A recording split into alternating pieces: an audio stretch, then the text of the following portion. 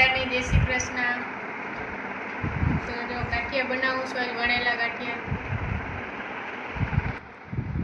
એનું પૂરો માપ સાથે તમને બધાને કહું છું। આ બનાવું છું ગાંઠિયા વણેલા।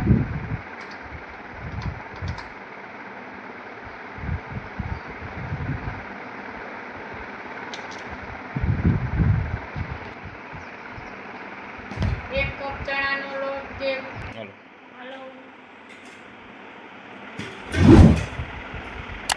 એક કપ ચણાનો લોટ એમાં મૂળ નાખવાનું 1/4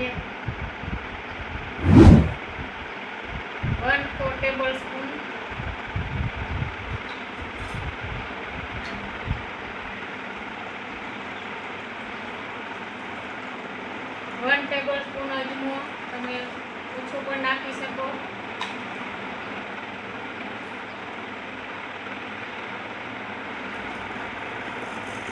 અને મસળી નાખવાનું એટલે ગાંઠિયામાં મજા આવે અને આડો ના આવે।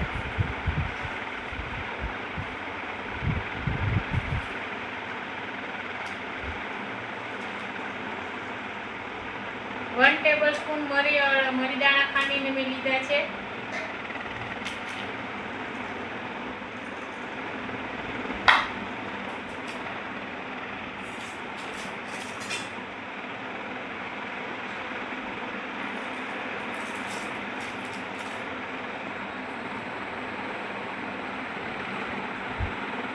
वन 4 ટેબલસ્પૂન સોડા એક જે ગાંઠિયાનો આવે એ નાખ્યું મેં।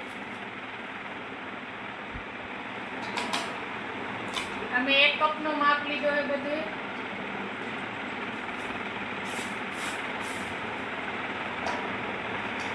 અને મીઠું અડધી ચમચી, એટલે તમે સ્વાદ અનુસાર નાખી શકો। મેં અડધી ચમચી નાખ્યું 1 કપ।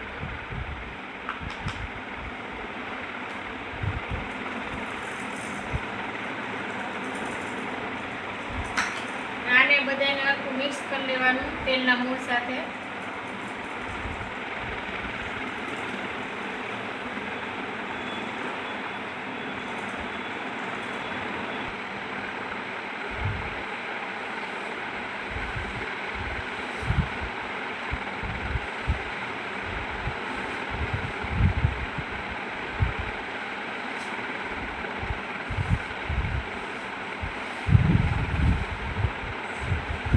આ લોટ આપણો નરમ રહે એવી રીતે બાંધવાનો છે કે એકદમ કઠણ ન થઈ જાય। બહુ ટાઈટ નહીં, બહુ એકદમ કઠણ એવો ભાખરીથી છે ઢીલો।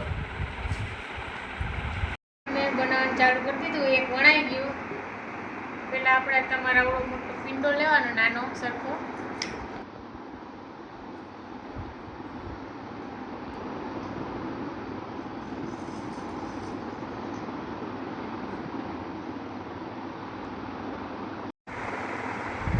જેવી રીતે આપણે બીજે વણીને ગાંઠિયા જેવી રીતે મળતા જવાનું થતા જાય।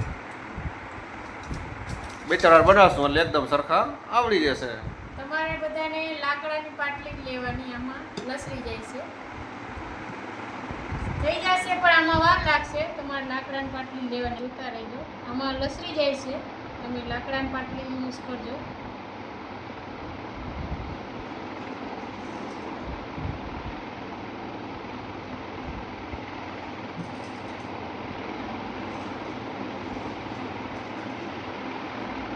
આવડી જશે મિત્રો, રીતે કરશો ને એટલે 2 થી 3 ફેરામાં આપણે પછી બહાર જેવા દુકાન જેવા જ ગાંઠિયા આપણે ઘરે બનાવી શકશું।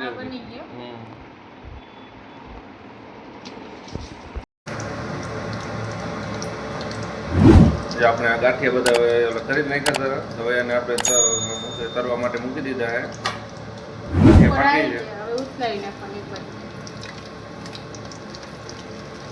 મિત્રો આવી રીતે આપણે ઘરે જ બનાવી શકીએ, જે આપણે બહારથી ન લઈને આપણે ઘરનું સારી રીતે ખાઈ શકીએ।